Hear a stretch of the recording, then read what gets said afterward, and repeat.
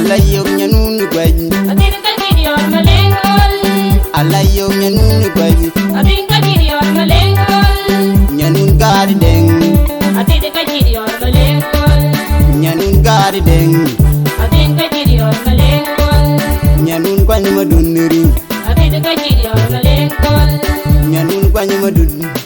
Atin ka gidiyor malengol Nyantir beg marola kwar Atin ka gidiyor malengol Nyantir beg marola ulang Atin ka gidiyor malengol Nyanatong lam pinum Atin ka gidiyor malengol Nyanatong lam pinum Atin ka gidiyor malengol Walayo gsura Atin ka gidiyor malengol Alayo daladin Atin ka gidiyor malengol Alayo daladin Atin ka gidiyor malengol Nyanti chagadan Jilek pingayom Bagerle jibay Nyaun ka di deng Ngagatit gajidi jurmalwal Nyaun ka di deng Bagerle jijeweng Nyaun ka di deng Kubana nyon Bayo nyon Dweng wer yedway Atil ku banda nyon Dweng yu yedway Atil ku banda nyon Gumater gadidi Kumater nyanyon Gumater gadidi ma Kumater nyanyon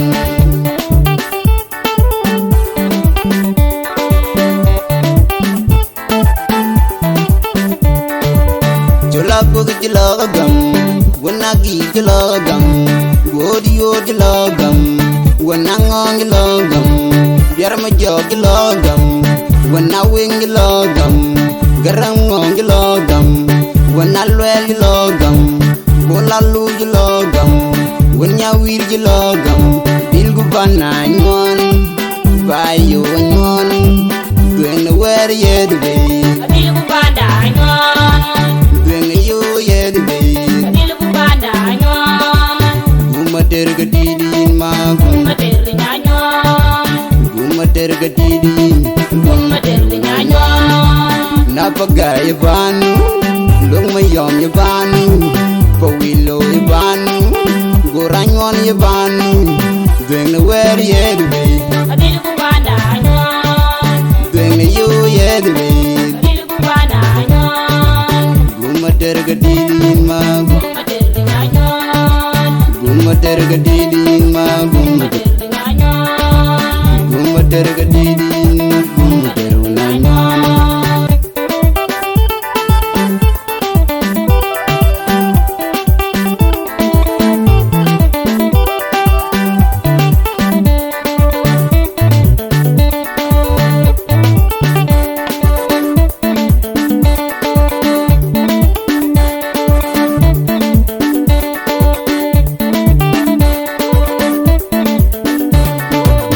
Alayo nyanun gwaj Atin ka gidiyor malengol Alayo nyanun gwaj Atin ka gidiyor malengol Nyanun gari deng Atin ka gidiyor malengol Nyanun gari deng Atin ka gidiyor malengol Nyanun kwany madunri Atin ka gidiyor malengol Nyanun kwany madun Atin ka gidiyor malengol Nyantir beg marola kwar Atin ka gidiyor malengol Nyantir beg marola ulang Atin ka gidiyor malengol Nyanatong lam pinum Atin ka gidiyor malengol Nyanatong lam pinum Atin ka gidiyor malengol Walayo gsura Atin ka gidiyor malengol Alayo daladin Atin ka gidiyor malengol Alayo daladin Atin ka gidiyor malengol Nyanti chagadan Jilek pingayom Bagerle jibay Nyaun ka di deng Ngagatit gajidi jurmalwal Nyaun ka di deng Bagerle jijeweng Nyaun ka di deng Kubana nyon Bayo nyon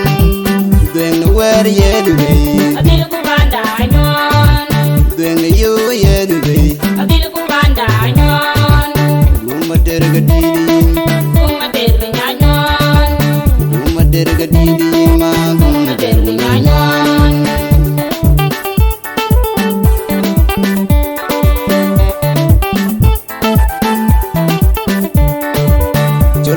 jilagam wanagi jilagam godiyo jilagam wanangong jilagam biar ma jog jilagam wanawing jilagam garangong jilagam wanalwel jilagam walalu jilagam wanyawir jilagam bilgu bananyon bayo nyon dwen wer yedbe Adil bubanda nyon. dwen yo yedbe Adil bubanda nyon. gumater gadidin ma Mater nyon. gumater gadidin Mater nyon. napagay banu long mayom yabanu pawilo yabanu goranyon yabanu dwen wer yedbe Adil bubanda nyon. dwen yo yedbe Adil bubanda nyon. gumater gadidin ma Mater nyon. gumater gadidin ma Mater nyon. gumater gadidin gumater unanyon solis